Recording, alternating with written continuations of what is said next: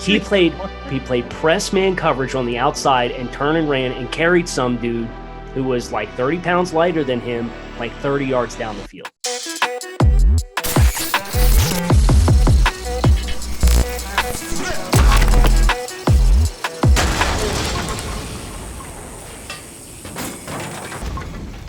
Hey everybody, Trevor Sikkema here, welcoming you into another episode of our new series, Bust or Broken. We took a quarterback approach to start the series. Our first two episodes were about the quarterback position, so now we're shifting, but we're staying at a premium position. We're talking about a pass rusher today.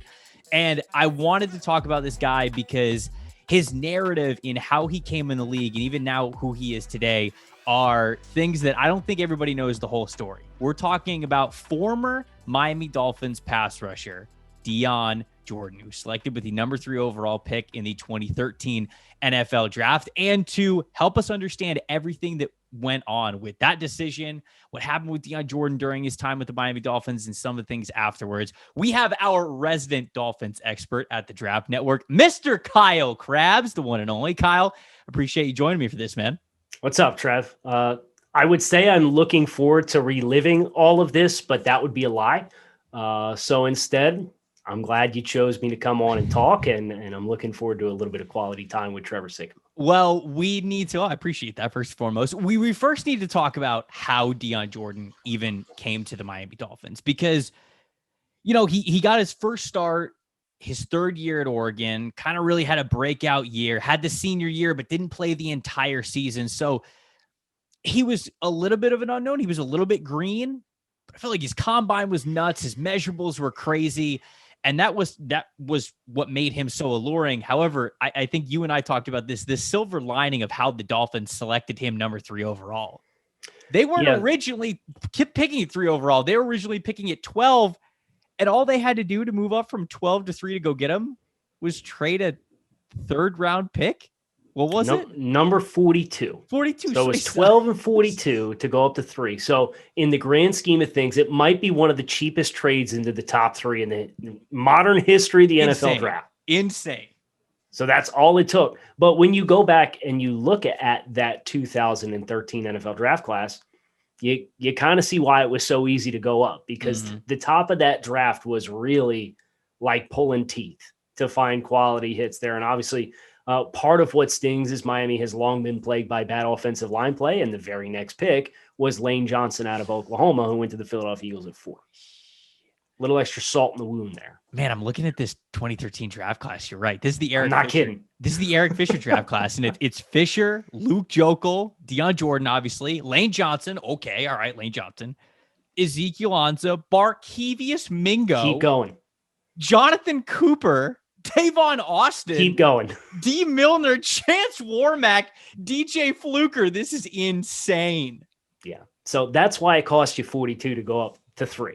And that's it. What even is this draft class? So, all right, take me into the mind of a Dolphins fan on draft night when the Dolphins move up, because anytime somebody's team moves up in the draft, it's very exciting. The heart gets racing, the blood gets flowing. Who they move up to go get? They select Dion Jordan. What'd you think of Dion? Were you doing, actually, I got to ask you this first. Were you doing NDT scouting back at this point? This was the last draft before NDT scouting was a thing. So I was kind of toe in the water a little bit, feeling it out, but not full-fledged and fully invested into it. So I knew the players fairly well. Yeah. And the expectation is, oh my goodness, here comes Lane Johnson. Like, I hope Lane Johnson, this really athletic but super raw tackle out of Oklahoma, I hope he works out for the Dolphins. And then the pick is read, and it's not Lane Johnson at all. It's Dion Jordan. And it's like, oh, okay, this is really out of left field. But like you said, the combine testing, the high point flashes, the physical tools, all those things, really exciting for a guy who kind of played all over the place at the University of Oregon. That was part of the appeal.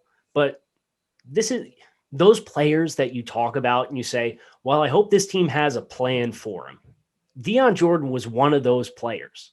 And the Dolphins, all they did in their first 2 seasons was put his hand in the dirt and tell him, you're a defensive end, you're a pass rusher. No idea what to do. Had no idea how to win off the edge. No refinement whatsoever. He went from 243 pounds at Oregon to 265 pounds at the start of the 2014 season. Dang. That was like May. So after his rookie season, he was up to 265 because they said, we drafted you at 3, positional value. You've got the traits of a pass rusher. You're going to be a pass rusher. So 277 of 29 snaps his rookie season was hand in the dirt defensive lineman as somebody who was playing in the trenches at the NFL. Man, that's way different. I mean, like, those are 2 different players. You're talking about throwing weight on a guy, 20 pounds. Yeah, that's bad. So do you think then in this conversation of bust or broken, and of course there's a lot of things that happen with Dion off the field that I want to get into, and I want to make sure that we mention for context, but that's not necessarily weighed into the bust or broken game in what we're talking about here. So You really think that the Dolphins, even beyond all that they might have been there as a support, like a lifeline for Dion Jordan while what he was going through off the field, because I know that was the case, but on the field, they just weren't helping this dude? I mean, like, were at any point did they try to get creative with him? So I remember his second season, I believe he took 2 snaps aligned as the boundary corner. And he took like another handful of snaps, in the slot playing press man. Yeah. And dude, he played press man coverage on the outside and turn and ran and carried some dude who was like 30 pounds lighter than him, like 30 yards down the field. And it's like, this is what, like, athletically speaking, this guy's capable of. This is why you drafted this guy to play. And he did that at like 260. Man. But it was so cookie cutter. Remember, this was the Joe Philbin era of the Dolphins. And I don't know if you remember the Joe Philbin Hard Knocks. But if I told you everything was very vanilla and straightforward and unimaginative, go back and watch 2 minutes of Hard Knocks from that season, and you'd absolutely be ready to buy in and say, yeah, I can totally see how there was no creativity whatsoever here. So they were just running like 4-3 looks where they said, you're going to be a big defensive end for us. And like, they didn't want to get creative at all with any kind of odd fronts or standing them up, nothing like that. And this defense had Cameron Wake on it. It had Olivier Vernon on it. Oh, and dang. They also had Derek Shelby, who had bounced around the league as kind of like a complimentary designated pass rusher for several seasons and had a modest amount of success. So like, he was running as like the 4th defensive end as compared to playing him in space and moving him around. And those opportunities really weren't afforded to him. So you take that and then you compound the fact that he had a shoulder injury that required surgery before the start of his rookie season that really derailed him right from the jump for his rookie season, really rattled his confidence. He missed 6 games in 2014 due to consecutive failed drug tests for ecstasy and marijuana. Right. And then at the end of the 2014 season, he had a diluted sample that triggered a season-long suspension. And when you take into account, Dion had been through some stuff. His mother really battled with drug addiction. When he was in high school, he had experienced an accident that left him with like 2nd and 3rd degree burns on like half of his body. So like, Dion, the person, really could not take the adversity that he experienced early on in stride, and it really shook his confidence.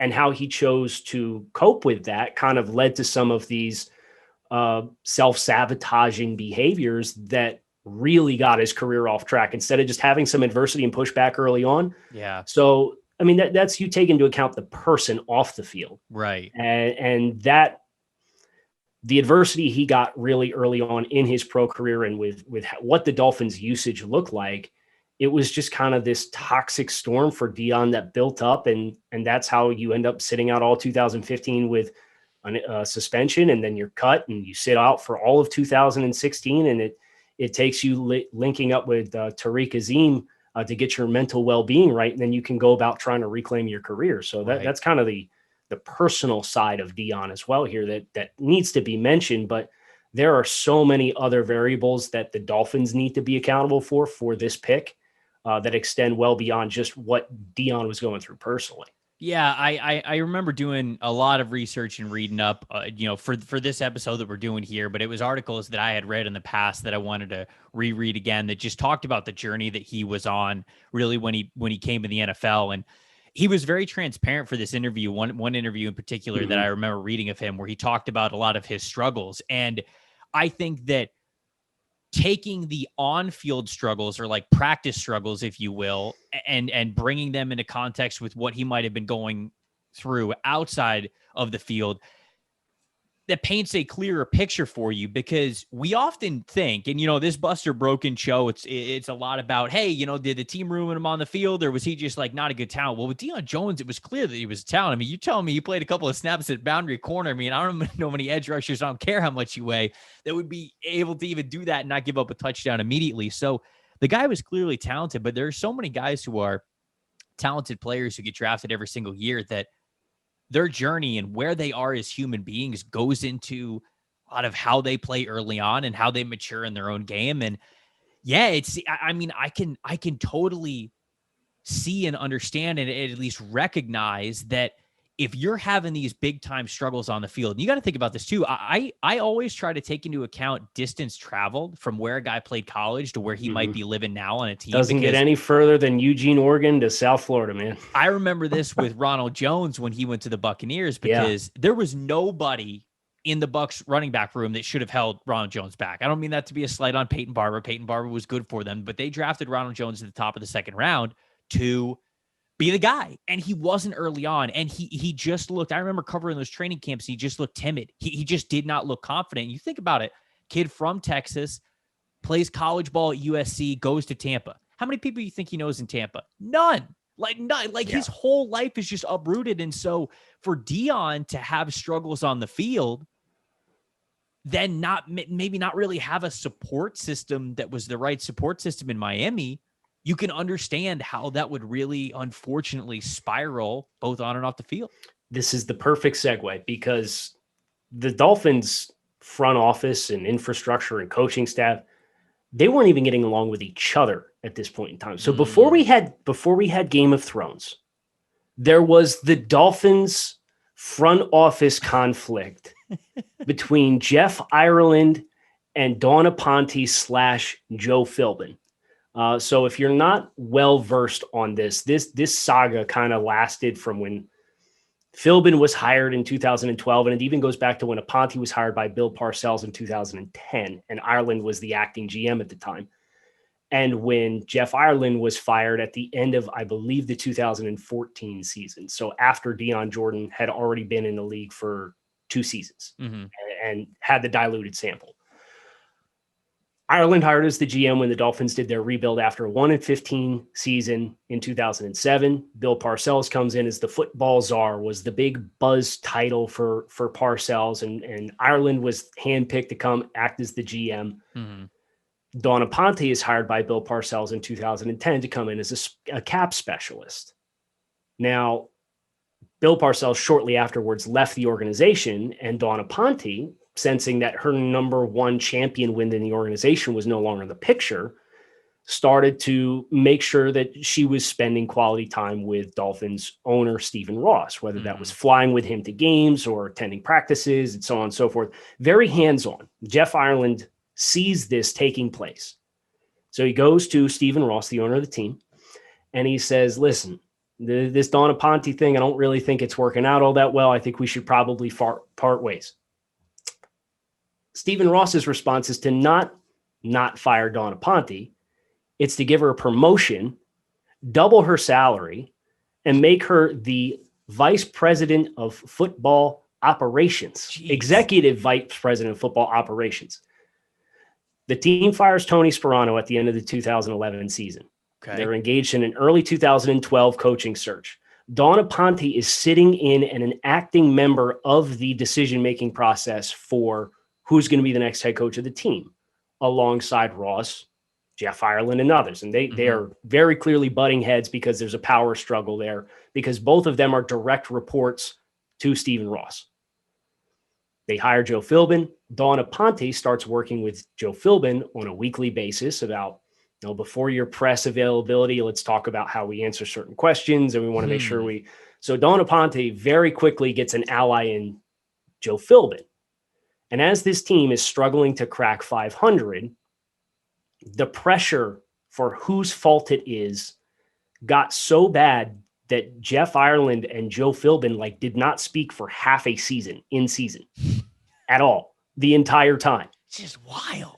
Jeff Ireland's up in the box and he's complaining about how the coaching is selling the team out to dry. Well, Dawn Aponte's in earshot of hearing this. And as soon as the game's over, that report gets back to Joe Philbin. So it's like they are so consumed with hurdling and climbing over each other to help their own job security that they're not even moving in the same direction. So in the middle of all this is when the Dion Jordan pick takes place. Man. So you think about Jeff Ireland trades up from 12 to 3 for Dion Jordan, a player who it's been reported that Joe Philbin did not want.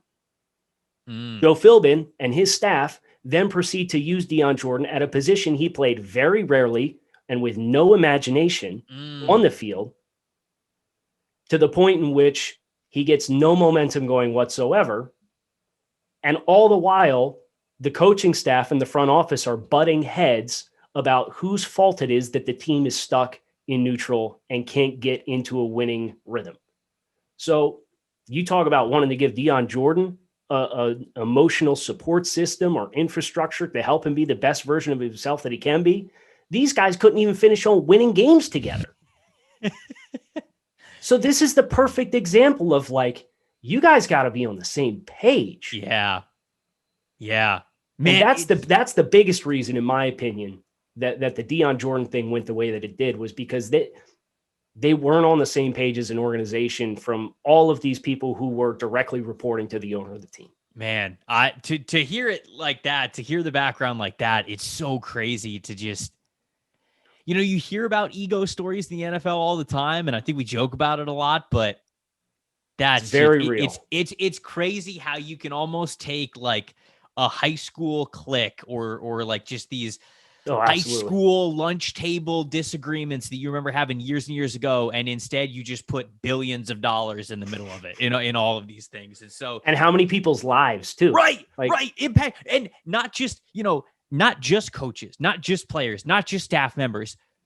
So many fans have a direct emotional correlation to the team they root for. Sometimes it's a little bit unhealthy, but like, you think about a massive fan base that you are helping, controlling with the moves that you make on a football team. It's wild to think of it like that. And so at the end of these episodes, I always, with my guests, kind of come up with a conclusion like, all right, what's the determination here? Are we saying that they're a bust or a broken? It sounds like Dion Jordan in his situation, where of course he had some things personally that he dealt with that were detrimental to him, but it just sounds like the Dolphins could have, in many different ways, helped him, even just on the field, that would have made a big difference maybe for him with confidence or whatever he was going through. So it sounds like, as a player, and maybe even a little bit with help of what he was going on off the field, that this is a broken scenario. This was the Miami Dolphins failed Dion Jordan in ways that they should not have. Yeah. And there's plenty of blame to go around. And Dion Jordan, his play on the field never really jumped off at you, but right, your team has to do their part too in putting you in position to be successful. And that feels like a very cut and dry, straightforward responsibility of every coach for every team at every position in the NFL and every level of football. Doesn't happen like that. And this is one of those cases. So I would definitely classify this. The Dion Jordan pick is a bust, but the entirety of the situation is a broken situation. There we go. I wanted to make sure that I said here at the end, obviously the last couple of years, Dion Jordan is back and playing football. He played with the Raiders in 2019. He played with the San Francisco 49ers this past season. And, I remember reading an article that was, again, about Jordan in 2019 during his 2019 season. He just talked about him being fully sober now, him having a different outlook on life, how much more healthy he is, more healthy than he said he's been in a decade. And John Gruden, for as crazy as, John Gruden is, two words that he used to talk about Dion Jordan during his time with the Raiders was role model. He talked about what kind of an inspiration he was getting back on the field and just changing who he was as a man. And so I wanted to make sure that I said that before we ended the episode. I think that was good because it was two sides of the coin, and it gave us a little bit of a sneak peek of, man, how things behind the scenes, sometimes with ownership, coaching, everything, could go a long way into what could be a promising career for a guy who was picked number 3 overall. And that could definitely be a reason why it did not manifest the way that it probably should have. Kyle, really appreciate you joining me, giving me the insight only you can, my friend. Thank you. Thanks for having me, Trev. And hopefully we don't do this anytime soon for other Dolphins. But if you want to talk about other guys, it's fine. Just let me know. Of course, man, anytime. That's it for this episode of Bust or Broken. We will be back next week with another episode. We'll see you guys then.